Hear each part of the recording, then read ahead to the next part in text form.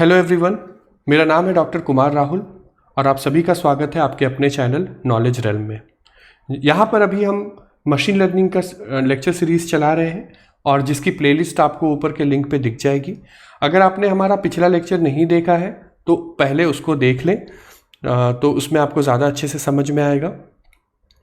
तो हमने पिछले लेक्चर्स में अभी तक ये देखा कि मशीन लर्निंग का सिलेबस हमने डिस्कस किया कि क्या सिलेबस हम लेके चलेंगे।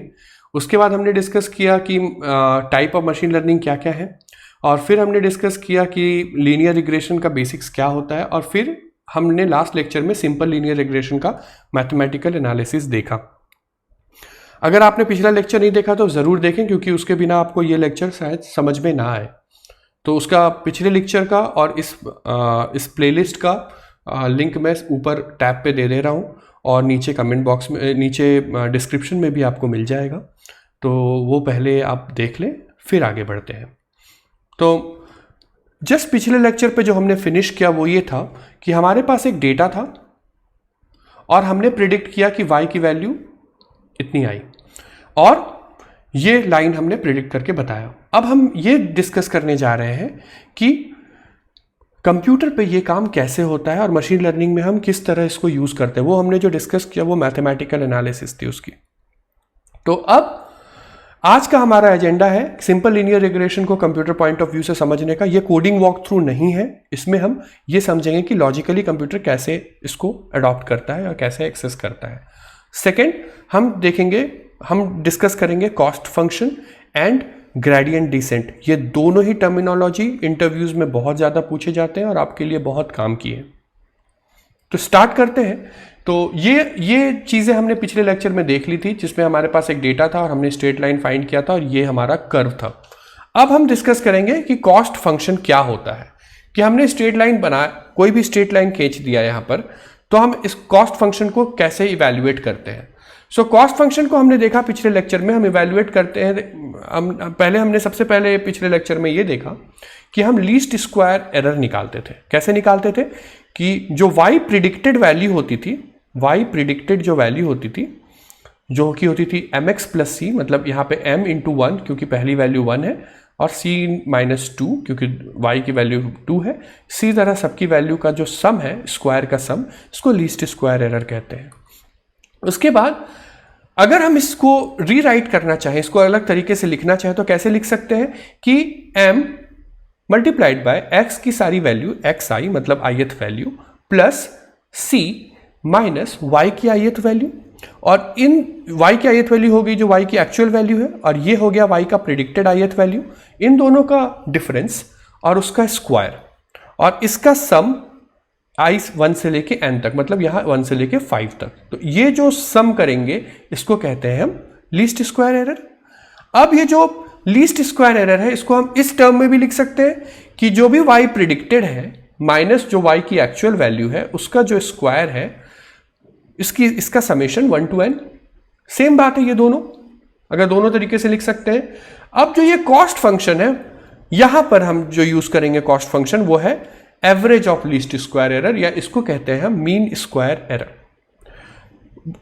और भी अलग अलग कॉस्ट फंक्शंस होते हैं, बट लीनियर रिग्रेशन में या मशीन लर्निंग में यहाँ पर सबसे ज़्यादा ये कॉस्ट फंक्शन यूज होते हैं, और इसको हम ज़्यादा अच्छे से चर्चा करेंगे क्योंकि ये आपको बहुत काम आएगा इंटरव्यू पॉइंट ऑफ व्यू से और project building point of view से।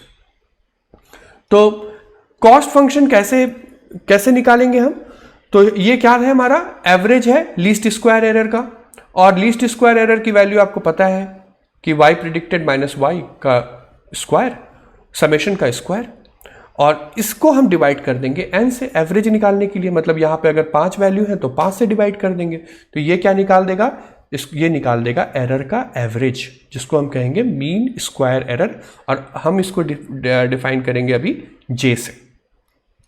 जब हमारा ये निकल गया तो हमारा टारगेट ये है कि जो ये कॉस्ट है या कॉस्ट फंक्शन है, ये कितना कम कर सके कि ये बेस्ट फिट स्ट्रेट लाइन बने। ये पिछले लेक्चर में भी हमने देखा, जो भी हमारा कॉस्ट आ रहा था वहां पे हमने लीस्ट स्क्वायर एरर निकाला और उसको कम किया, और ये देखा कि उसको कितना अच्छा फिट हो पाया वो इसमें पॉइंट्स के साथ। तो अभी क्या टारगेट है कि कॉस्ट फंक्शन को हमें मिनिमाइज करना है। ठीक है, तो मिनिमाइज, तो हमारा टारगेट है minimize this cost function, minimize this cost function. Now so हम कैसे करेंगे मिनिमाइज? तो कॉस्ट फंक्शन को मिनिमाइज करने के लिए जब हम m और c की वैल्यू को अपडेट करते हैं, मतलब बार बार चेंज करते हैं, इस प्रक्रिया को हम कहते हैं ग्रेडियंट डिसेंट।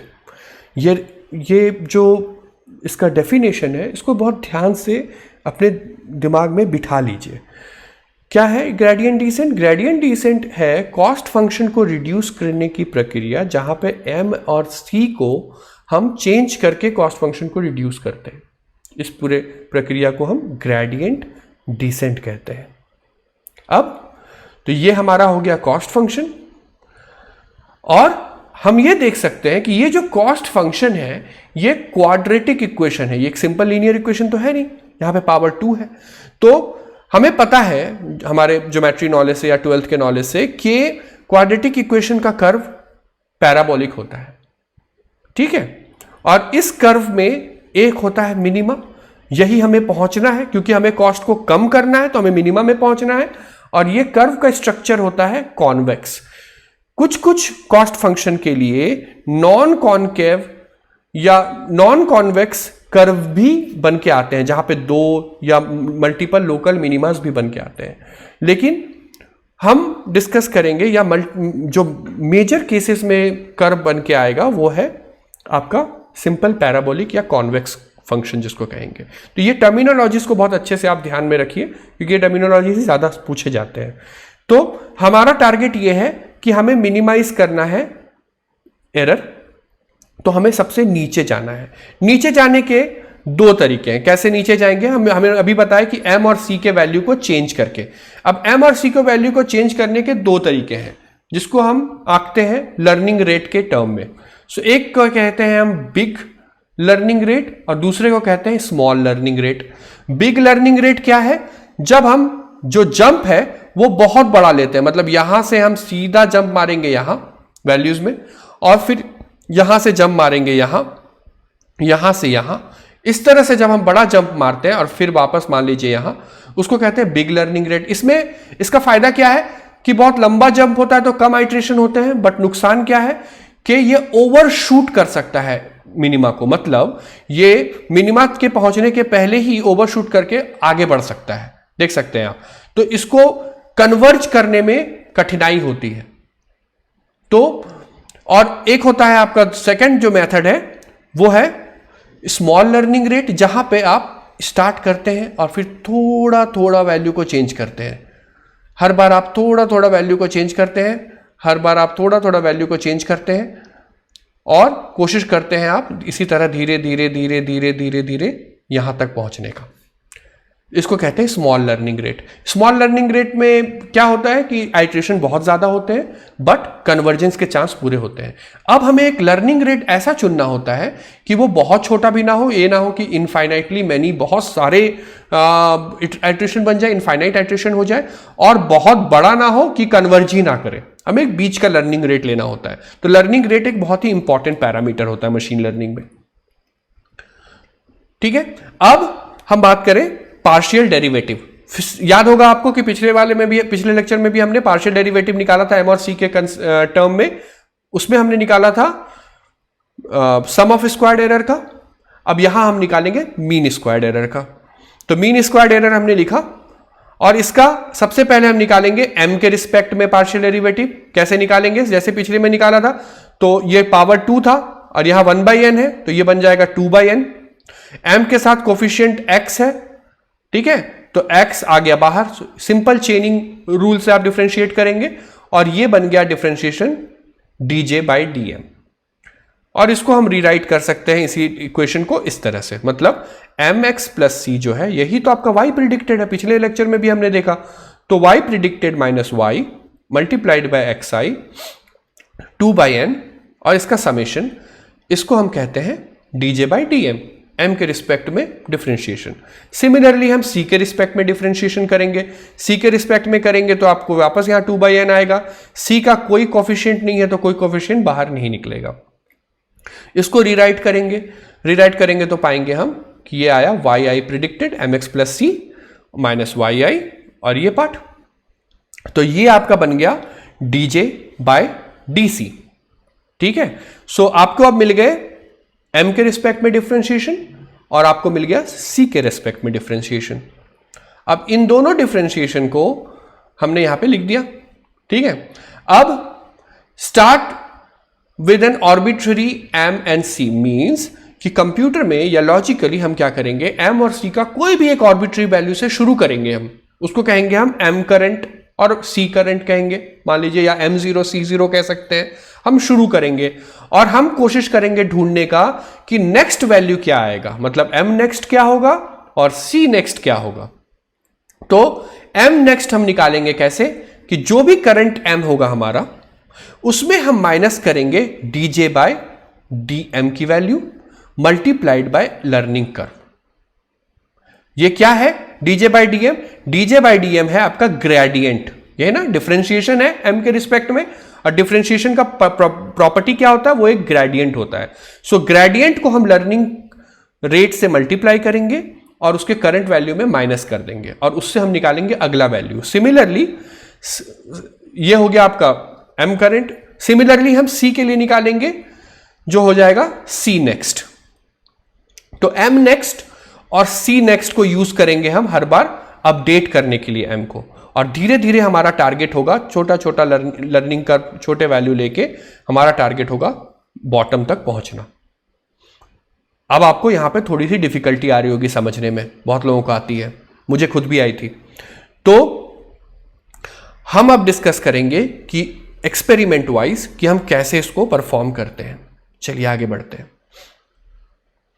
तो लेट्स से कि हमारा जो एग्जांपल है वो है सेम एग्जांपल, हमने लिया डेटा और m करंट और c करंट हमने शुरुआत की 0 0 से, मतलब y equals to 0 into x plus 0। ये ऐसा स्ट्रेट लाइन है, मतलब y प्रिडिक्टेड वैल्यू कुछ भी x की वैल्यू हो हमेशा 0 ही रहेगी। और लर्निंग रेट हमने एक छोटा लर्निंग रेट लिया 0.01। अब इन वैल्यूज के साथ हम देखेंगे, हमें ये तीन फॉर्मूला भी पता है। y प्रिडिक्टेड की वैल्यू होती है mx plus c, m current x plus c, और हमें ये भी पता है j क्या है, कॉस्ट फंक्शन, जो कि आपका मीन स्क्वायर एरर है, उसका फॉर्मूला भी आपको पता है। और उसके बाद m नेक्स्ट अभी हमने निकाला और c नेक्स्ट हमने अभी निकाला। ये चारों फॉर्मूला आपको यहां मैंने लिख दिया कि आपको आसानी होगी समझने में। अब देखिए, ये है आपकी x की करंट वैल्यू, x की और y की। ठीक है, हम चला रहे हैं अभी आइट्रेशन 1। हमने कहा अभी आइट्रेशंस चलेंगे इसमें, या मशीन लर्निंग के टर्म में लोग इसको इपॉक 1 भी कहते हैं, आइट्रेशन को इपॉक भी कहते हैं। तो आपको इपॉक और आइट्रेशन में कंफ्यूज नहीं होना है। इपॉक आप याद रख लीजिए, इपॉक आपको बहुत बार हम यूज करेंगे आगे। तो इपॉक 1। तो अभी सबसे पहले हम आएंगे m करंट पे। सो m करंट हमने क्या लिया है, 0, सारे वैल्यू 0। सिमिलरली हमने c करंट लिया है 0, करेक्ट। अब y की वैल्यू क्या हो जाएगी, y predicted m into x plus c, तो सारे वैल्यू 0 हो जाएंगे क्योंकि यहां पे हमने सारे 0 लिए हैं। उसी तरह एरर की वैल्यू क्या होगी, मतलब y प्रिडिक्टेड माइनस वाई आई निकालना है, क्योंकि हमें अभी मान लीजिए कि हमें ये वैल्यू निकालनी है j की। तो उसके लिए सबसे पहले तो हमें ये निकालना होगा ना y माइनस वाई आई क्या है। So y minus y i हमारा निकल गया, कैसे निकला, predicted minus y i, so 0 minus 2 equals to minus 2। Similarly 0 minus 3 equals to minus 3। Similarly हमने माइनस 7 माइनस 5 और माइनस 11 निकाल लिया एरर। अब एरर का हमने सम ले लिया, सम ऑफ एरर, इसको एक जगह हमने लिख के रख लिया -28। ठीक है, कहीं यूज होगा अभी हमारा। अब एरर का स्क्वायर निकाला, इसके लिए स्क्वायर निकाला तो इस -2 का स्क्वायर हो गया 4, -3 का 9, -7 का 49, सिमिलरली 25 एंड 121। अब इसका भी हमने सम ले लिया। ठीक है, इसका सम क्या हो गया, यह है सम ऑफ स्क्वायर्ड एरर, याद होगा आपको। अब इससे हमने निकाल लिया कॉस्ट। कॉस्ट कैसे निकलता है, sum of squared error divided by 5, या average of sum of squared error कहा था हमने। तो 208 डिवाइडेड बाय 5 इक्वल्स टू 41.6, ये आ गया आपका j की वैल्यू। अब एरर, अब हम निकालेंगे इन दोनों की वैल्यू, नेक्स्ट की वैल्यू। अभी तो करंट वैल्यू m और c की 0 0 है, नेक्स्ट क्या होगी। तो नेक्स्ट के लिए सबसे पहले हम निकालेंगे क्या, कि एरर जो है, जो y प्रिडिक्टेड माइनस वाई आई जो एरर है, ये मल्टीप्लाइड बाय xi पहले करेंगे, कर दिया। कैसे किया? -2 multiplied by 1 equals to -2। Similarly -3 multiplied by 2 equals to -6। Similarly 7 into 4 28, 5 into 5 25 and 11 into 7 -77। ये हमने निकाल लिया सारे वैल्यू। अब इसका हमें करना क्या है? सम आ गया हमारा 138। क्या करना है अब इसके साथ? इसको मल्टीप्लाई करना है 2 बाय n क्या है? 5 है, और मल्टीप्लाई करना है अल्फा के साथ, ठीक है, और इसको माइनस करना है हमें m करंट मतलब 0 के साथ। तो क्या करेंगे अब हम? 0 m करंट माइनस अल्फा 0.01, और आपकी ये एरर का ये वाला पोर्शन जो है वो है 138 -138 एंड 2/5। जब इसको आप कैलकुलेट करेंगे ये बन के आएगा आपका 0.552। ये आपका हो गया अगला m। सिमिलरली आप निकालेंगे अगला c। अगला c कैसे निकलेगा? ये सेम एरर वैल्यू का सम आपको यहां पे निकल गया था, जो पहले निकाल के रखा था हमने, -28 यहां लिख दिया, और c करंट 0 था, 0 लिख दिया, 0.01 अल्फा, और 2/n 2/5। सो ये वैल्यू बन के आ गई 0.112। अब हमारा जो वैल्यू हो गया m नेक्स्ट का वो हो गया 0.552, c नेक्स्ट का हो गया 0.112। यहां तक आपको क्लियर है सब कुछ? नहीं है तो वापस आप वीडियो में थोड़ा सा पीछे जाके वापस देख सकते हैं, और फिर भी अगर नहीं समझ में आ रहा है तो चलिए हम देखते हैं फिर से इसका नेक्स्ट आइट्रेशन। तो एक और आइट्रेशन में करके दिखाता हूं आपको। तो अब नेक्स्ट आइट्रेशन के लिए ये वैल्यू फीड करेंगे। कैसे करेंगे? अब आपका करंट वैल्यू हो जाएगा 0.552 m का, और c करंट हो जाएगा 0.112। xi yi आपका सेम है, m करंट c करंट हमने फीड कर दिया। अब y प्रिडिक्टेड क्या हो गया? कैसे निकालेंगे? यहां फीड करेंगे y प्रिडिक्टेड की वैल्यू, m करंट पता है, c करंट पता है, ये प्रिडिक्टेड फीड कीजिए, ये वैल्यू आ जाएंगी आपकी सीधा। Same y predicted minus yi करेंगे, इसको इससे माइनस करेंगे, ये वैल्यू आ जाएगी। उसके बाद इस वैल्यू का सम निकाल लेंगे, ये सम निकाल लिया। उसके बाद आप इसका स्क्वायर कर लेंगे इसके लिए, j के लिए, और फिर स्क्वायर का भी सम निकाल लेंगे। ये दोनों निकल गए आपके। अब आप यहां से j निकाल लेंगे, जो भी सम आया वो डिवाइडेड बाय 5, 16.15।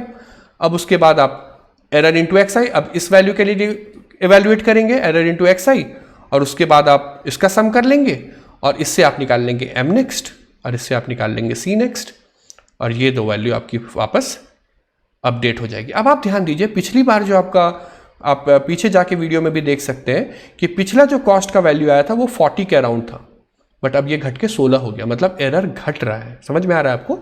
और ये वैल्यू भी अपडेट हो रही है।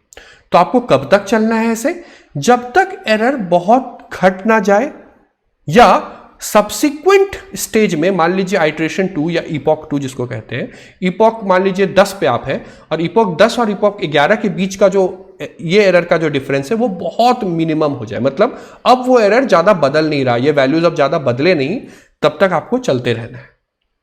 तो अब हम देखते हैं कि स्टेप बाय स्टेप कैसा दिखेगा ये। अब मैं 2 इपॉक आपको दिखा दिए, कुछ इपॉक आप खुद भी करके चेक कर लीजिएगा। तो अगर हम इपॉक 1 की बात करें, तो ये इक्वेशन मैंने बस इसको रेफरेंस के लिए लिखा है, जो हमने पिछले लेक्चर में पाया था। ये था 79/57x + 1/3, ये था आपका m, ये था c, और ये वैल्यू आई थी। तो कुछ ये वैल्यू हम एक्सपेक्ट कर रहे हैं, करेक्ट? ये वैल्यू हमारी निकल के आई थी जो बेस्ट फिट कर्व थी, तो हम एक्सपेक्ट कर रहे हैं कि कुछ ऐसा है। लेकिन पहला मूवमेंट में हमने तो 0 0 रखा, तो हमारा ये एरर आया, और ये एमसी आया, ये हमने देख ही लिया। इपॉक 2 में हमारा क्या एमसी आया ये भी आपने देख लिया।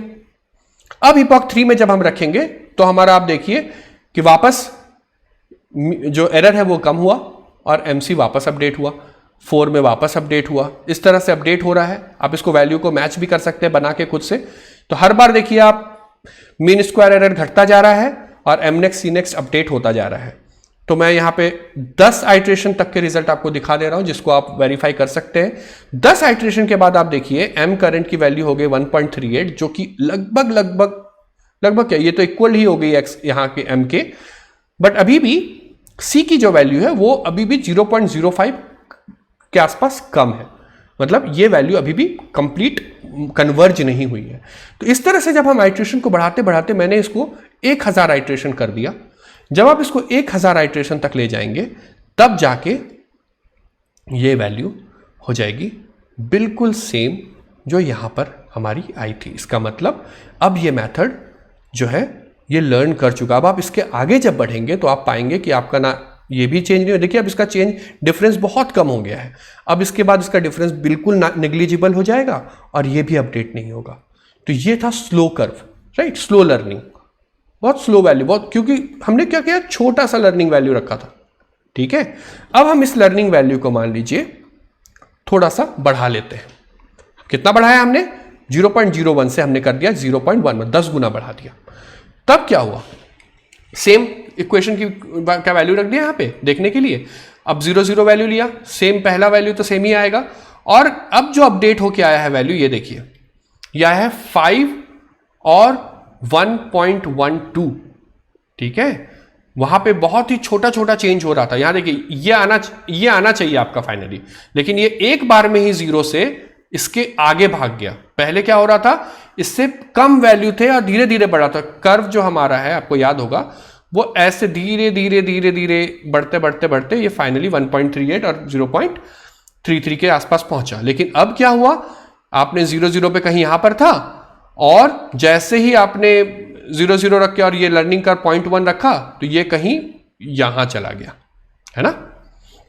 आगे देखते हैं, आगे देखिए, अब ये इसको पता चल गया कि आगे चला गया है कर्व से, तो ये क्या होगा, वापस रीट्रैक करेगा। रीट्रैक भी जो करेगा, क्योंकि लर्निंग रेट बहुत बड़ा है, तो क्या होगा, वापस रीट्रैक जब करेगा तो रीट्रैक करके भी यहां पे आ जाएगा। तो यहां पर ऑसिलेट करता रहेगा ये इधर उधर। आप देख सकते हैं हर बार एक पॉजिटिव में जाके ऑसिलेट करेगा, फिर निगेटिव में और बड़ा निगेटिव जाएगा, पॉजिटिव जाएगा, ये इस तरह से बढ़ता चला जाएगा। और आप एक चीज ध्यान दीजिए, कितना तेजी से, आप देखिए एरर कितनी तेजी से यहां बढ़ता जा रहा है। इस 5 में ही आपका एरर जो है 2 लाख के आसपास पहुंच गया। अब इसके बाद और भी तेजी से शूट करेगा। तो कैसे समझेंगे आपका लर्निंग जो रेट है बहुत मतलब बड़ा है, जब आपका कर्व, ये जो एरर कर्व है या जो एरर वैल्यू है एमएससी की, वो बहुत तेजी से शूट कर जाए या वैल्यू बहुत ज़्यादा ऑसिलेट करे इस तरह से, तब आप समझ जाए कि आपका जो ये लर्निंग रेट है ये बहुत हाई है। लर्निंग रेट कब आप समझेंगे बहुत छोटा है, जब ये वैल्यू बहुत धीमा धीमा बदले, मतलब बदल नहीं रहा है धीमा, बदल भी रहा है धीमा और आपको एक्चुअल वैल्यू तक पहुंचा भी नहीं पा रहा, तो आप समझेंगे बहुत छोटा है। तो आपको उसके बीच का लर्निंग रेट रखना है। ये एक बहुत ही इंपॉर्टेंट फैक्टर है और ये बहुत पूछा जाता है लर्निंग रेट के बारे में। सो लर्निंग रेट के बारे में मुझे लगता है कि आप बहुत ही सफिशिएंट नॉलेज आपको अभी हो गया होगा। ये है आपका असाइनमेंट 7। ये काफ़ी इंपॉर्टेंट असाइनमेंट है। इसमें क्या करना है आपको, इसमें आपको निकालना है MSC, cost, m current and c current, पहले 3 इपॉक के लिए, ठीक है। फर्स्ट 3 इपॉक 1, 2, 3, कहां पे डेटा सेम है, खाली मैंने अल्फा की वैल्यू एक बहुत हाई रखी है आपको ये दिखाने के लिए कैसा वैल्यू आएगा। आप इस पे निकालिए और कमेंट सेक्शन में बताइए। और एक पे मैंने अल्फा की वैल्यू और कम कर दी है और यहां पे आपको निकालने दिया है। इस दोनों के लिए आप 3 इपॉक के लिए ये तीनों वैल्यू निकाल के बताइए। तो इससे आपको समझ में आ जाएगा कि कैसे लर्निंग पहला तो लर्निंग रेट का क्या इफेक्ट होता है और कैसे लर्निंग होती है, ठीक है। मैं आशा करता हूं कि ग्रेडियंट डिसेंट अब आपको क्लियरली समझ में आ गया होगा। अगले लेक्चर में हम आपको कराएंगे कोड वॉक थ्रू, जिसको बहुत लोग, मुझे पता है कि बहुत लोग मुझे कमेंट सेक्शन में बोल भी रहे हैं कि कोड वॉक थ्रू कराने के लिए, बट मैं चाह रहा था कि आपकी बेसिक अंडरस्टैंडिंग क्लियर हो जाए बिफोर कोड वॉक थ्रू। अब मुझे लगता है कि आप तैयार हैं, तो अब हम कोड वॉक थ्रू करेंगे। उसमें हम विजुअलाइज करेंगे कि कैसे ये लीनियर रिग्रेशन काम करता है और कैसे हम कॉस्ट को मिनिमाइज करते हैं और कैसे बेस्ट कर्व फिट करते हैं। लेकिन इससे पहले आपको, मैंने पहले भी बताया है कि आपको सबसे पहले पाइथन अपने एक सिस्टम पे इंस्टॉल कर लेना है और दूसरा जुपिटर, तो जुपिटर नोट बुक भी इंस्टॉल कर लेना है। ये पाइथन के साथ ही आप इसको इंस्टॉल कर सकते हैं, ये पाइथन लैंग्वेज पे ही वर्क करेगा आपके कंप्यूटर पे। हम इसी पे सारे एक्सपेरिमेंटेशन करेंगे और कोड में आपको प्रोवाइड कर दूंगा जिसको चाहिए होगा, तो आप इन पे एक्सपेरिमेंट्स को कंटिन्यू कर सकते हैं। सो मुझे उम्मीद है कि आप लोगों को ये लेक्चर अच्छा लगा होगा, आपको सब कुछ चीज़ें क्लियर समझ में आई होंगी। अभी भी आपको कोई डाउट है तो आप बिल्कुल कमेंट सेक्शन में मुझसे पूछ सकते हैं। आप चाहें तो और भी हम डिटेल में इस पर डिस्कशन कर सकते हैं अगर आपको लगता हो तो, बट मेरे ख्याल से एक इंटरव्यू के लिए या एक प्रोजेक्ट बनाने के लिए, एक मशीन लर्निंग में शुरुआत के लिए आपके पास अब सफिशिएंट नॉलेज आ गया होगा। और आपको अगर ये वीडियो अच्छा लगा हो तो आप कमेंट में ज़रूर बताएं। इससे हमें बहुत ज़्यादा हौसला मिलता है। लाइक करें वीडियो को और लोगों को शेयर करें जिनको ज़रूरत है ऐसी वीडियोस की। और इसी के साथ थैंक यू, बाय।